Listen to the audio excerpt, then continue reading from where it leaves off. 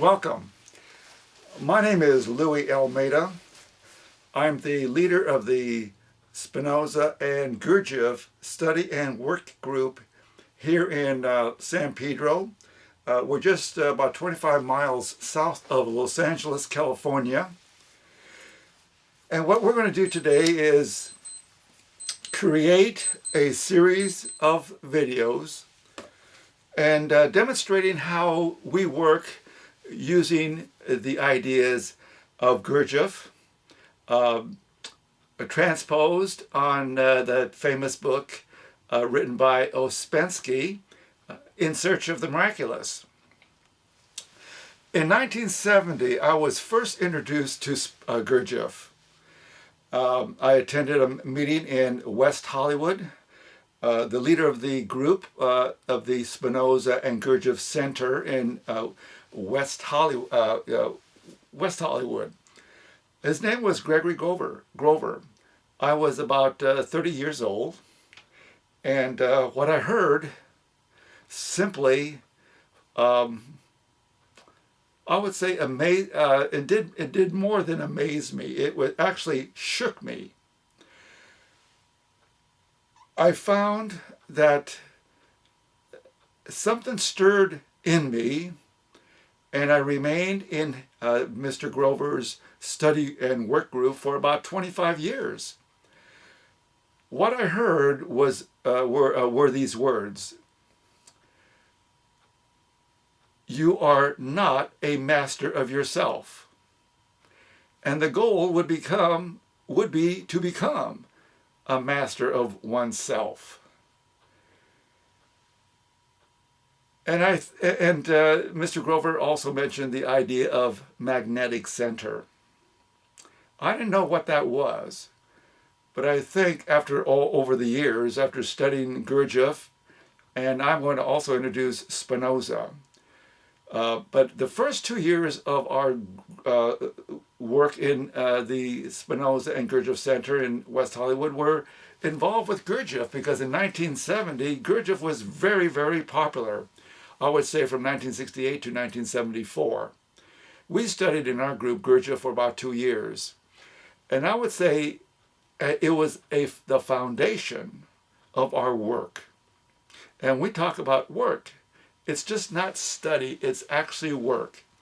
And I think one of the key elements of the profound revelations that Gurdjieff announced and endeavored to awaken individuals. And that's the key. I think these series of tapes would be called The Awakening Individual and the Overcoming of the Sleep State that humanity is in. I think Gurdjieff made it very clear that mankind is asleep. And it's really hard to imagine that we are asleep.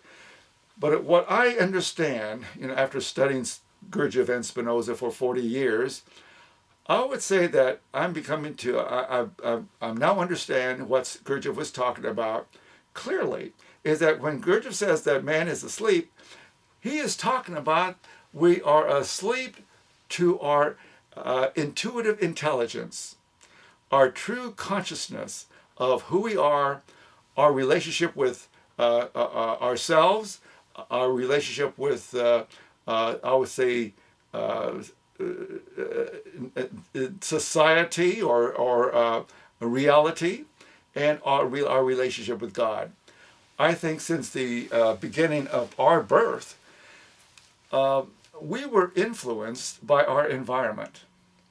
And some of us lived, our environment may have been pretty good, but if you were like me, I found that my environment was an environment of suppression, dogmatism, negative thinking, being a sinner.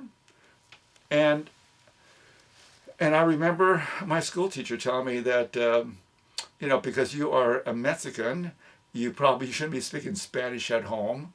And this implied that you are rather not very well educated. I don't think that you're going to be that you're not really educated worthy. Don't spend too much time in college or any kind of advanced learning, because you are not really prepared for that. So the sense that I got was, don't expect too much from myself. We get all this kind of information about who we are, and what we can do. And here's this remarkable man called Gurdjieff. And luckily that Ouspensky became a student of Gurdjieff and wrote down his experiences. And so we're going to touch upon some of the ideas that Gurdjieff had talked about. The first we call the being a master of ourselves. What does that mean, being a master of ourselves? Being a master of ourselves, as I see it, is becoming aware of that we are not a master of ourselves, that we are governed by our emotions. The emotions rule our life. And I think this is what affected me, that I felt that my emotions were out of control. When I first met my teacher, I seemed to have everything I've always wished for. I had a business. Even though I wasn't an educated man, I got into the hair business, which didn't require a lot of mental thinking. It had to do with a lot of emotional and, I would say, imaginary thinking or visual thinking. And so I was very good at that. I've had an excellent clientele. My wife and I started a business, and we had several employees. And then in time, we also purchased a house, and we had properties and a car and so forth. But I found in myself that I was still not a master of my emotional outburst. Earlier I mentioned that we are a product of our environment. My father used to had tremendous temper tantrums. I would say that that I imitated many of his habits. Whenever he was confronted with a situation that he failed in, or that challenged his thinking, or didn't come out the way he planned, he would just throw these temper tantrums that created a lot of havoc. I remember an incident that happened when I was about 14 years old, and we lived on a 4-acre parcel. My father grew lilies, beautiful lilies. And one day, I was about 14 years old, and I used to help him. I started helping my father, and all of us there were 7 boys in our family and 4 girls. And so, 11 siblings, a lot of family, big family, a lot of responsibilities here. But my father would come in this little trailer that we were, three of us, 3 of the boys were sleeping in, and this was back of the main house.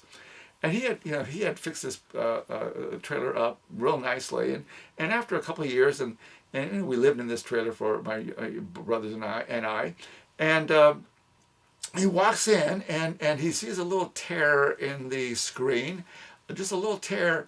And he came in just to look around because he was working we were actually working that day, and I had a break. I used to help my father with the lilies, and we used to do this and that. But the point is, I took a break. It was in this trailer just resting. He comes in, sees the tear, and begins to blow up, because here he put in this money to fix this little trailer, and now it had a little tear. So he begins to, with his machete, because he used to cut these flowers with his machete, began to destroy everything, break the windows, and I just had to stop him. I was of age now that I was no longer afraid of him, because the way my father communicated, he would hit you.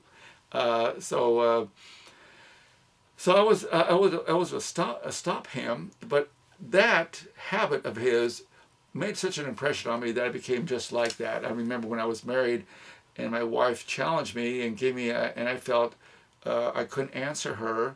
I forgot exactly what the incident was, but I felt inferior.